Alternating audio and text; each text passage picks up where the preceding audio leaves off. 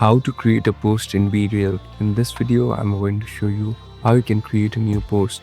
First of all, open the application. So this interface will pop up. Now, here on the bottom, you can see this camera icon.